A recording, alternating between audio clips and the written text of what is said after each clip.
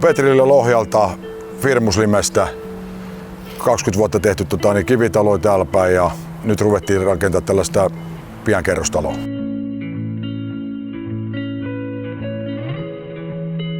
Vuosi sitten alettiin katsomaan tätä uutta tuotetta ja heti kiinnostuttiin siitä ja katsottiin, että toihan on hyvä systeemi tällä kerrostaloon. Ja varsinkin tällainen pieni tontti kun tulee, niin tehtaalta lammin rekka tuo pihalle ja suoraan holville nostetaan ja kivet on siellä ja ruvetaan hommiin. Valotöissä ei tarvitse pelkää, että tuleeko massa sieltä ulkopuolelta, kun kaikki näkyy sisälle. Raudoitustyö, putkivedot, sähkötyöt, kaikki on niin kuin nopeampaa. Meille se on tärkeää, että päästään, jos keväälläkin aloitetaan ja runko on pystyssä, niin syksyllä rapataan saman tien heti, että ei mene seuraavaa kevää, kumminkin aikataulut on kiireellisiä ja asukkaat pomppii nopeasti sisälle, niin saadaan rapattua se saman tien.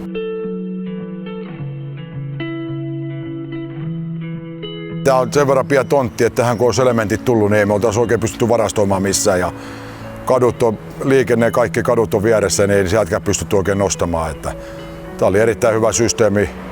Hiiappiauto tuli ja se oli muutama tunti, niin ne oli kaikki kivet ylhäällä ja siitä ruvettiin rakentaa.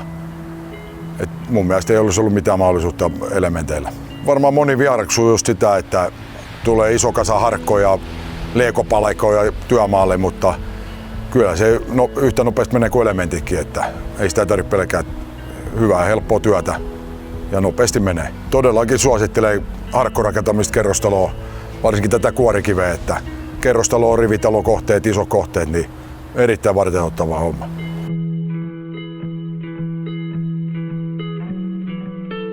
Lammin kanssa on erittäin hyvin sujunut yhteistyö, että sieltä kysellään tänne perään miten menee ja me soitellaan sinne ja vinkkejä ja kummankin puolelle tulee vinkit ja kehitellään tätä tuotetta. Hyvin on mennyt.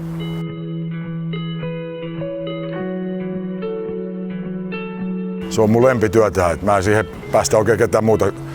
Yksi kaveri oli mukaan, 2 ja ladottiin ja 3 jätkää hanttasi ja piiskattiin vähän hanttia, mutta kyllä ne siellä peräsyystä just tuli.